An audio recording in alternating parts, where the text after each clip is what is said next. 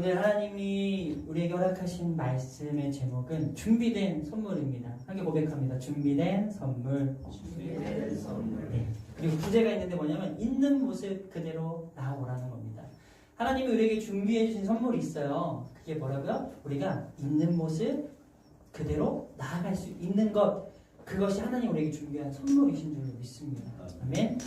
그래서 우리는요, 우리의 마음속에 있는 어떤 그런 짐을, 또 마음속에 입고 있는 어떤 겉에 있는 옷 말고요, 속에 있는 옷 또는 가면이라고도 할 수 있죠.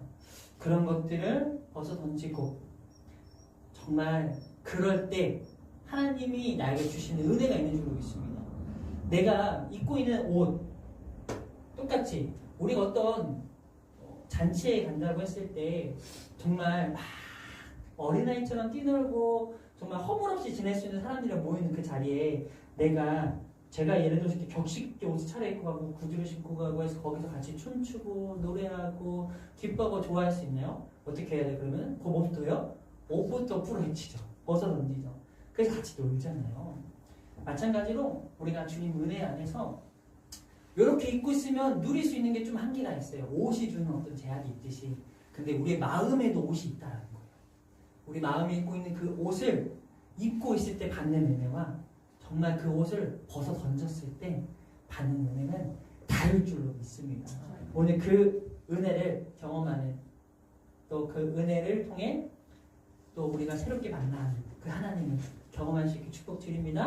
네. 그런 의미의 성도님께 여쭤보고 싶어요. 오늘 아침에 이제 교회를 오시면서 우리 성도님들 어떤 옷을 입고 오셨나요?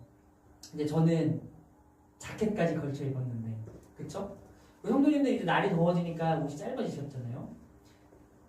근데 성도님들 오늘 어떤 옷을 입고 오셨냐라고 물어볼 때 제가 묻고 싶은 건 오늘 겉에 입은 이 옷이 아니라 내 마음 속에 어떤 옷을 입고 계시냐 여쭤보고 싶어요. 우리가 무엇으로 우리 자신을 가리고 사는가, 또 덮고 사는가. 하나님은요, 우리가 마음속에 덮고 있는 그것을 다루시기를 원하십니다. 그 옷을 벗기시기를 원하십니다. 그래서 그 옷을 벗기실 때 어떻게 하세요? 그 해와 바람과 그 옷 벗기는 경쟁하는 이소우화가 있잖아요. 거기서 누가 이겨요? 해가 이기잖아요. 해가. 그냥 손 안 대고 덥게 하니까 저절로 벗잖아요. 바람은 막 억지로 벗기려고 하고, 그게 뭐예요? 바람은 바람의 힘으로 하려고 했지만 이 결국 뭐예요? 그럴수록 더 움켜쥐게 되죠. 옷이 벗겨지지 않게. 근데 해는 어떻게 해요? 마치 이것은 하나님의 사랑과 같아요. 하나님의 은혜와 같아요. 하나님의 사랑과 은혜가 우리에게 비춰질 때 우리가 어떻게 되는 거예요? 그 옷을, 그 허물을 벗게 되는 것입니다. 벗게 되는 게 아니에요.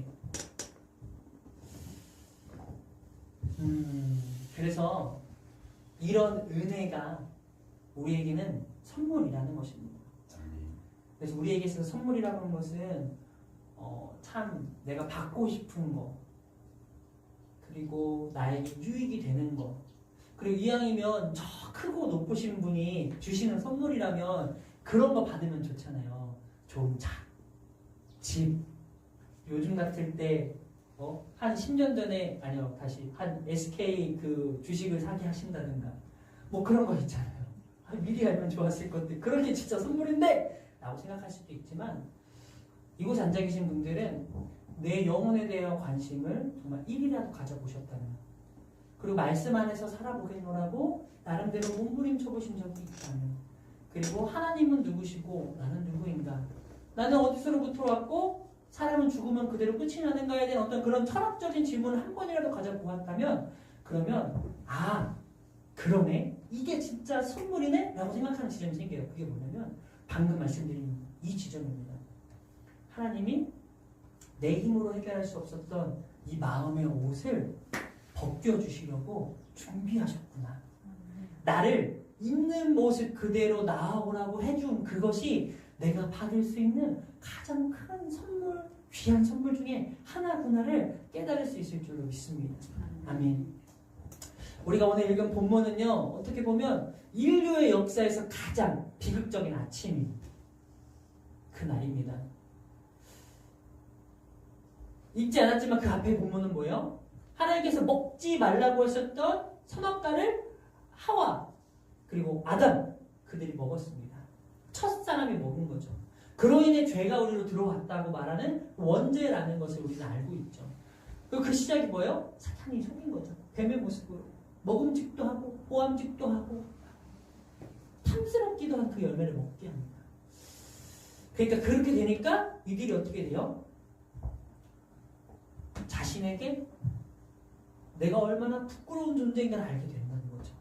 그래서 이 선악과를 먹기 전의 모습의 아담과 하와는요, 어떤 모습이었냐면은 정말 실 오락이 하나도 걸치지 않고 하하하하 호호호호 하면서 그 에덴 동산을 떼당기는 거예요.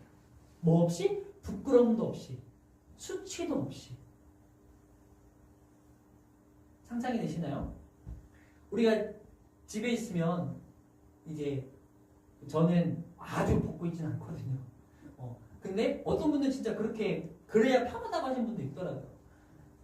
어쨌든 우리가 누군가가 나를 보고 있다고 생각하면 어떻게 돼요? 가리려고 하게 돼요. 근데 우리가 회복해야 될 모습은 뭐예요? 벗었으나 부끄러워하지 아니할 수 있는 그 모습을 회복해야 될 줄 믿습니다. 실제로 육체적 옷이 아니라고요? 내 마음의 옷. 야, 내가 이 마음이 벌거벗겨지면 어떡하지? 사람들이 내 속에 있는 내 죄를 알게 되고 내 마음 검은 속을 알게 되면 어떡하지?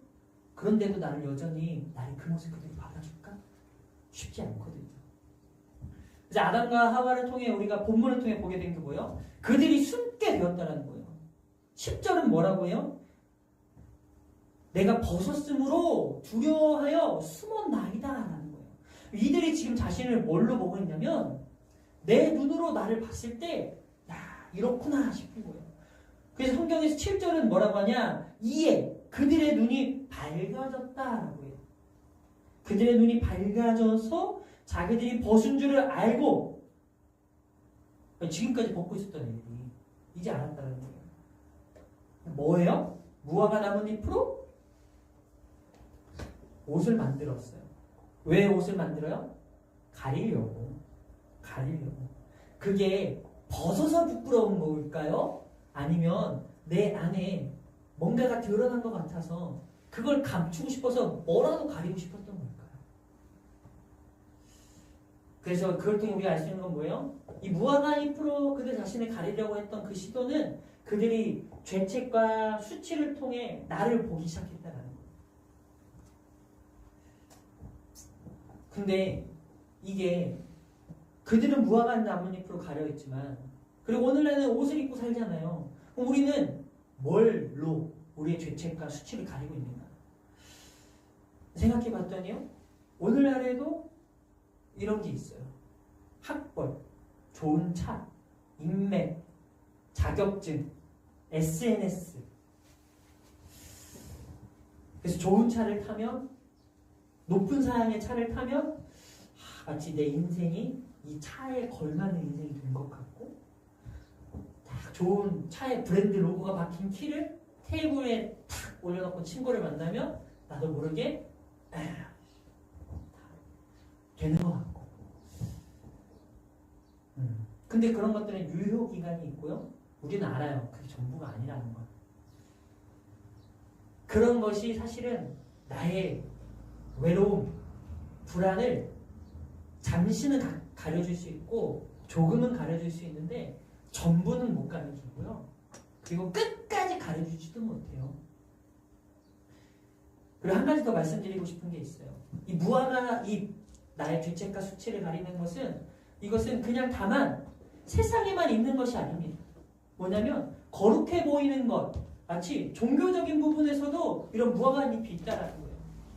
기도하는 거 때로는 기도도요 내 수치와 죄책을 덮으려고 하는 하나의 시도가 될 수 있고 예배도요 하나의 선행도 그렇게 될 수 있어요. 그걸 통해 볼 수 있는 건 뭐예요? 자기 의라는 거예요.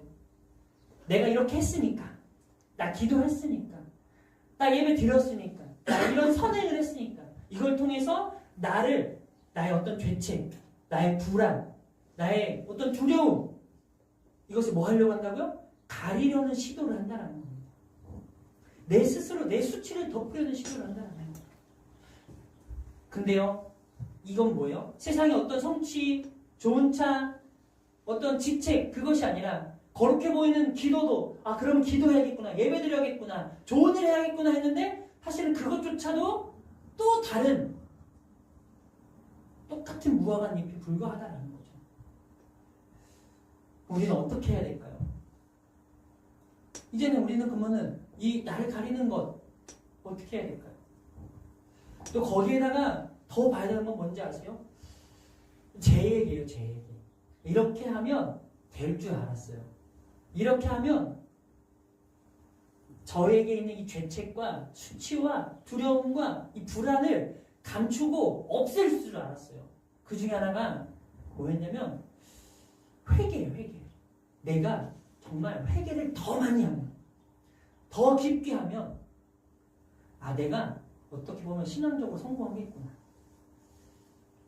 예를 들면 이런 거예요. 수련회 같은 데 가면은 제가 이렇게 회중석에 앉아있을 때나 또는 말씀을 선포할 때나 들을 때나 선포할 때나 강조하게 되는 지점이 뭐냐면 여러분 회개하십시오.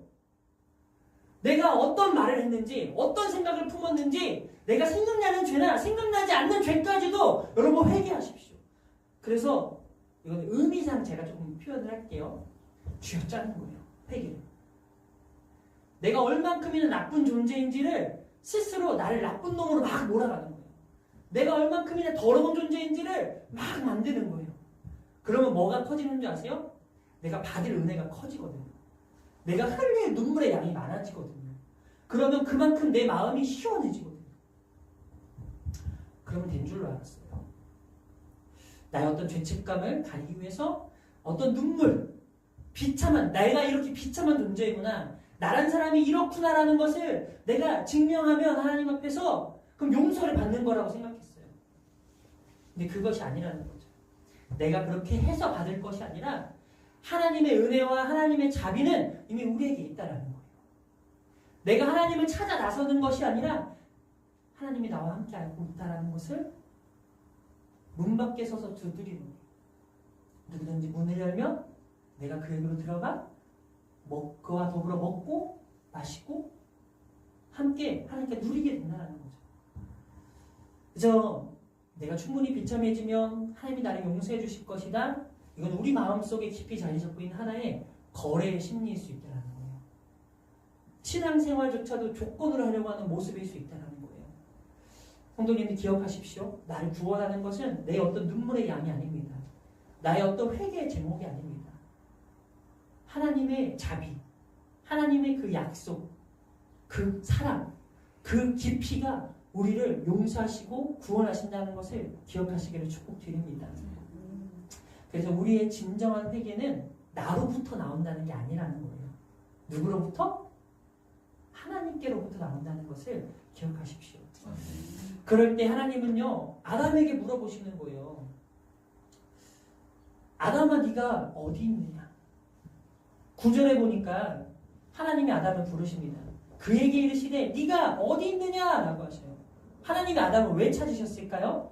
8절을 보니까 그들이 그날 바람이 불 때 동산에 거느시는 하나님 소리를 듣고 아담과 그의 아내가 여호와 하나님의 낯을 피하여 동산 나무 사이에 숨은지라 라고요. 자, 그림을 그려봅시다. 아담과 하와가 선악과를 따먹었어요. 곧 죄를 지었어요. 그로 인해 어떻게 됐어요? 눈이 밝아졌어요. 눈이 밝아짐을 통해 뭘 알게 됐어요? 나의 죄책과 수치가 있다는 걸 알았어요. 그 전까지는 벌거벗고 다녀도 죄책과 수치가 없어서 하하호호 다녔는데 이제는 그게 부끄러워서 뭐 했어요? 무화과 나뭇잎을 따다가 가렸어요. 단지 옷이 아니라고 했죠. 내 마음에 드러난 것을 가리려고 한 거죠. 불안, 수치, 두려움, 공포. 근데 그들이 그렇게 가리고 나서 잘 다녔어요. 가렸다고 생각하니까 잘 살았다고요. 그런데 7절에서는 그렇게 살았는데 8절 그들이 그날 바람이 불 때라는 거예요. 바람이 부니까 와, 하나님 오셨다. 하나님이 아셨다. 하나님에 대한 존재를 내가 인식하기 시작하니까 어떻게 되는 거예요? 숨어요.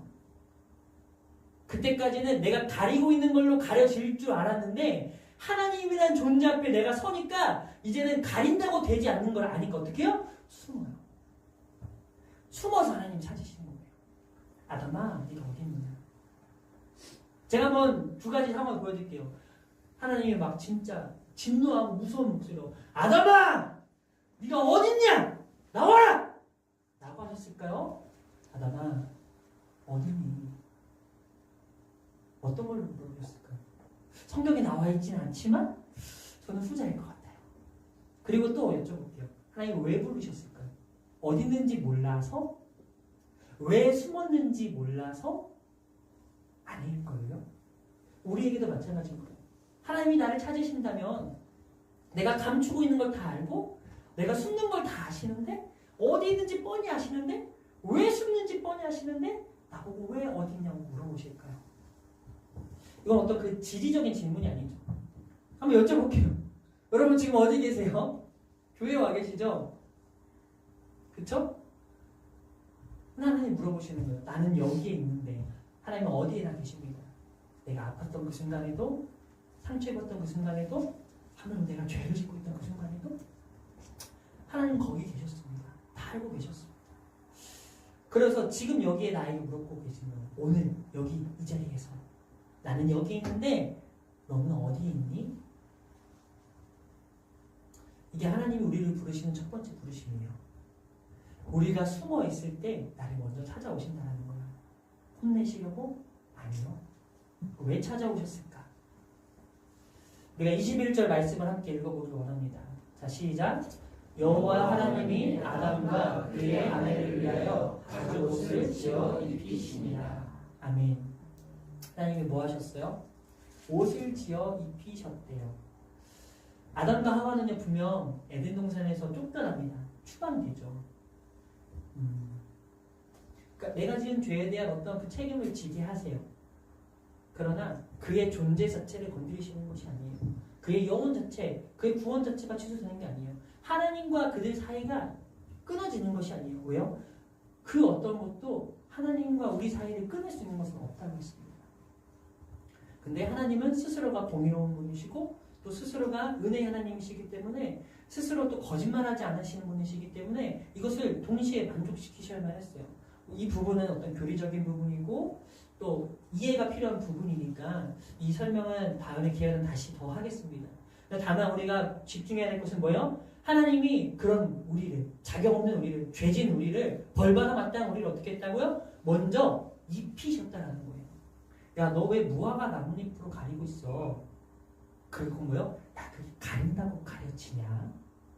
야, 좋은 차 산다고 되냐? 돈 많이 번다고 되냐? 성공한다고 되냐? 착한 일 많이 한다고 되냐? 그걸 안 되잖아. 그러니까 내가 그걸 안 되는 거 아니까 내가 진짜 어떻게 해야 되는지를 알려줄게 하면서 이 옷을 지어 입혀주셨다는 거예요. 이 마르틴 루터는 여기에 대해서 그렇게 표현했더라고요. 여기에서 진노 한가운데서 은혜와 자비가 빛나기 시작했대요. 하나님은 분명 심판하시려고 그 진노하신 가운데 있는데 하나님은 진노를 발휘하시는 것이 아니라 우리에게 뭘 베푸신다고요? 은혜와 자비를 베푸신다는 거죠. 그래서 이 무화과 나뭇잎은요 나를 가리는 옷이었지만 이 가죽옷도 나를 가리는 옷이죠. 그래서 이 두 가지는 차이가 있어요. 먼저 가죽옷에는 우리의 어떤 죄를 해결하기 위해서는 반드시 희생이 필요했습니다. 왜요? 욕심이 잉태하여 죄를 낳고 죄가 장성하여 사망에 이르게 되거든요.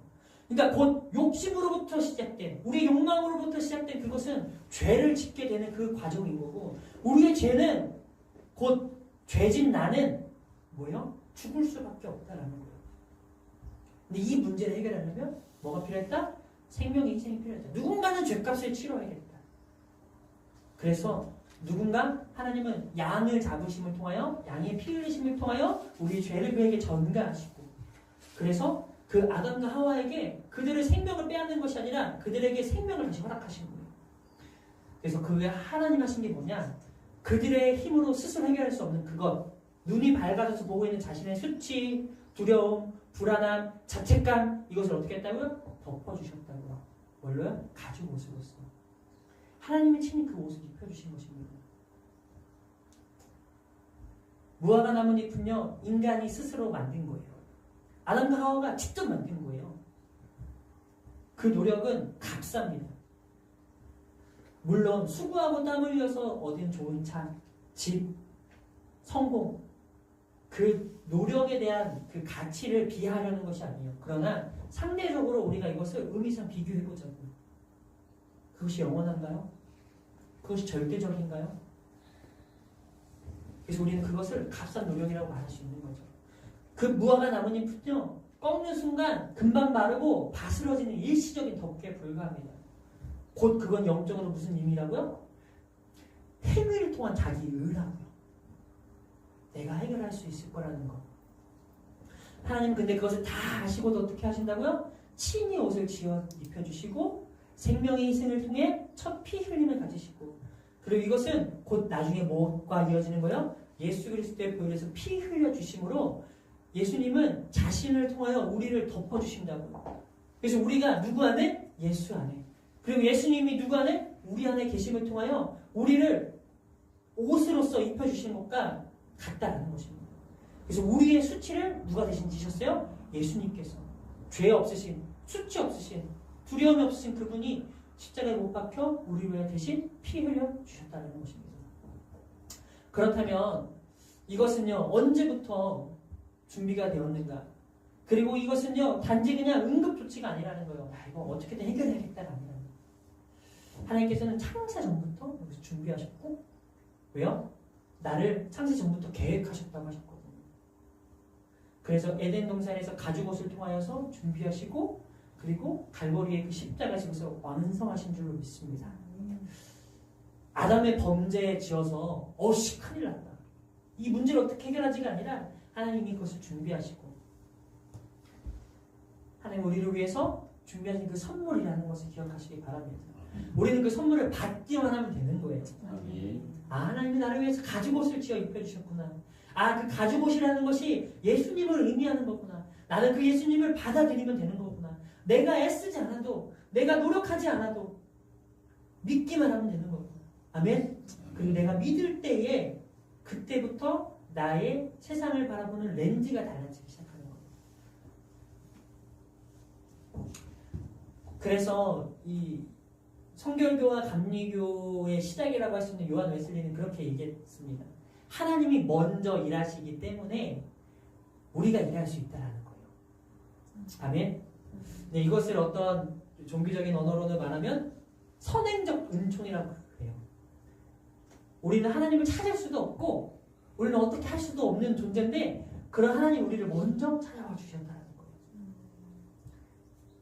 그래서 우리가 했던 건 뭐예요? 내가 결단하고 믿었을 때, 그래서 내가 뭔가 하려고 하고, 그래서 그것을 해결하려고 했는데, 근데 그게 아니라는 거죠. 누가복음에 가면 우리가 잘 아는 탕자의 비유라는 게 나와요. 탕자가요, 왜 탕자냐? 잃어버린 아들이거든요. 둘째 아들인데 아빠한테 요구한 거예요. 아빠, 저에게 재산의 반을 나눠주세요. 제가 그것으로 살아가 볼게 한 거예요. 근데 이 둘째 아들이 사실 그러면 안 되는 게 뭐였냐면, 당시의 문화 속에, 하물며 오늘날도 마찬가지인데, 그건 뭐냐면 재산의 상속은 아버지가 돌아가셔야만 할 수 있었던 거였어요.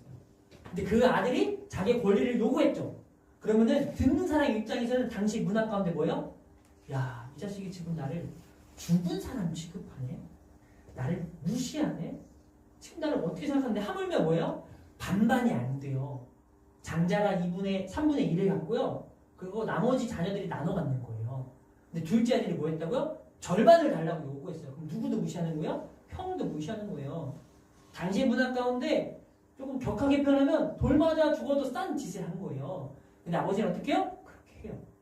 아들이 그래 나가서 어떻게 해요? 탕진해요. 놀고 먹고 마시는데 탕진해요. 그리고 돌아오는데 왜 돌아오는지 아세요? 사람들이 나를 받아주지 않으니까. 왜? 돈 없으니까. 왜? 내 고향에서는 나를 알아주지만 아버지 않으니까. 타지에 나와서는 누가 나를 알아주나요?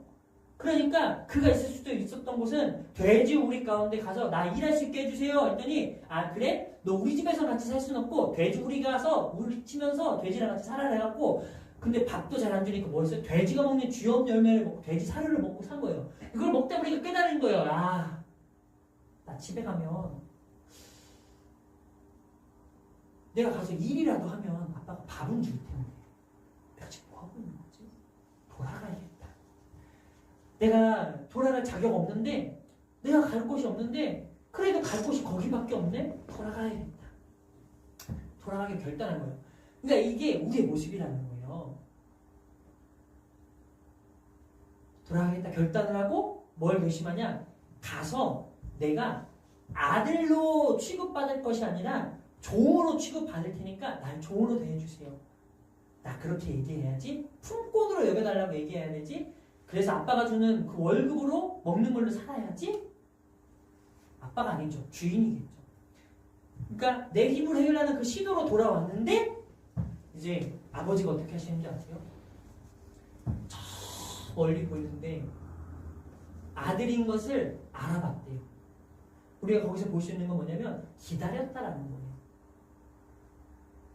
그리고 아버지가 달려가시네요.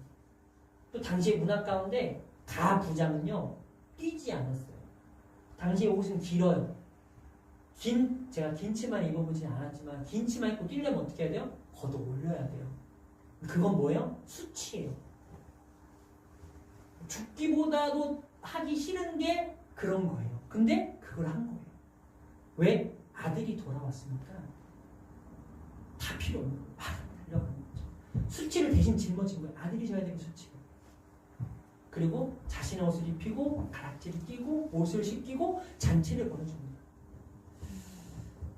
그러니까 우리가 봐야 되는 건 뭐냐면 이게 하나님의 방법이라는 거예요. 돌아오기만 하면 되는 건데. 근데 우리가 왜 못 돌아가요? 뭔가 해결하고 돌아가고 싶은 거예요. 우리 하나님 앞에 돌아갈 수 있길 바랍니다. 그리고 그것이 있어요. 우리가 이 지금 얘기하고 있는 옷이라는 것은 우리가 겉에 입는 옷이 아니라 마음의 옷을 얘기하고 있잖아요. 요에서 2장 13절에 보면 이런 말씀이 있습니다. 너희는 옷을 찢지 말고 마음을 찢고 너희 하나님 여호와께로 돌아올지어다 라는 말씀이 있습니다. 당시의 문화 가운데 또 뭐가 있었냐면 정말 슬픈 일을 당하잖아요. 어떤 죄를 짓잖아요. 그러면 또 어떤 큰 일이 일어나잖아요. 그러면 내가 여기에 대해서 진심이다. 그러면 옷을 찢었어요. 그런데 하나님은 그 옷을 찢는 그것을 뭐라고 봤냐? 행위로 본 거예요. 야, 네 마음이 진심인 거 알겠어. 너 근데 그거 왜 찢어? 그거 하면 될 줄 알고 찢는 거지. 그러다 보니까 뭐예요? 옷 찢으면 되는 줄 아는 거예요. 순서가 뒤바뀌는 거예요. 옷 찢는 이유가 뭐예요? 마음을 찢으려고 옷을 찢는 건데 나중에는 마음 찢는 건 어디 온데간데 없고 옷만 찢고 있는 거예요. 남에게 보여주는 것이 아니라 그 옷이 아니라 이제 하나님은 내 마음의 중심을 찢기를 원하신다는 거죠. 성경에 기록되어 있는 마음이라는 단어는요. 어떤 것이냐면 우리가 보통 우리나라의 단어에서 마음은 뭐예요? 감정의 셈이잖아요. 슬프거나 기쁘거나 눈물을 흘리거나 감동하거나. 근데 성경에서 말하는 마음이라는 건요. 단순한 감정의 셈이 아니에요. 뭐냐면 지정의 전인적인 부분을 말하는 거예요. 그래서 마음을 찢으라는 건 울어라가 아니에요. 마음을 찢으라는 건 너의 존재 중심에서 결단하라는 거예요. 돌이키라는 거예요. 지, 정, 이 너의 생각과 마음과 의지 가운데 그것을 찢으라는 거예요. 너의 방법이 아니라 하나님의 방법으로 돌이키라는 것입니다. 우리가 해야 되는 것은 옷을 찢을 것이 아니라 마음을 찢어야 될 줄 있어요. 근데 우리가 왜 이것을 어려워하냐면요. 우리가 자꾸 속거나 착각하는 거예요. 내 죄의 무게가 이만큼이나 큰데 하나님 저 더 회개해야 돼요. 하나님 저 불순종한 게 이렇게나 많은데 하나님 저 더 크게 순종해야 돼요. 하나님 저 아직 세상에서 해결하지 못한 문제가 있는데 이것까지는 해결을 해야 돼요. 근데 뭐라고요? 하나님의 성품이 훨씬 크시다고요. 하나님의 은혜가 크고요. 아멘. 자비하심이 크고요. 아멘. 노하기를 더디하신 것이 크시다고요. 그래서 회개의 동력은 내 죄의 무게가 아니라 하나님의 성품이라는 거예요. 우리가 스스로 나를 가리려고 하는 이 무화과 잎을 이제는 벗어던지고 근데 그것을 내 힘으로 벗어던지는 것이 아니라 하나님의 사랑과 은혜 가운데 그것이 하나님 그것을 벗겨주시고 나에게 새로운 가죽 옷을 입는 것, 그렇게 살아가기로 결단하는 것, 또 살아가는 것, 그것이 우리에게 필요한 회개인 줄로 믿습니다. 이제 말씀을 좀 정리한다면, 그래서 다시 한번 여쭤보고 싶습니다. 오늘 아침 내가 입고 온 이 무화과 잎을 이제 내려놓을 수 있으시겠습니까? 내 마음을 가리는 옷, 내 수치를, 내 죄책을, 나의 두려움을 가리려고 하고 하나님으로부터 숨으려고 하는 그것들, 그걸 이제는 내려놓을 수 있겠습니까? 그래서 그 내려놓는 그 이유를 단지 내 마음의 결단 때문이 아니라 예수 그리스도가 나를 위해 해주신, 이미 값을 치러주셨구나, 내가 돌아오기만 하면 되는구나, 내 힘으로 뭘 더 하려고 하는 애씀이 아니라 나는 믿는 것으로 시작하면 되는구나, 그 믿음으로 시작할 수 있기를 축복드립니다. 아멘. 아멘. 그래서 선물은요, 마지막에 이것까지 말씀드릴게요. 선물은 내 앞에 있습니다. 아멘. 아멘. 받으십시오. 아멘. 선물 줬는데 안 받으면 소용이 없어요.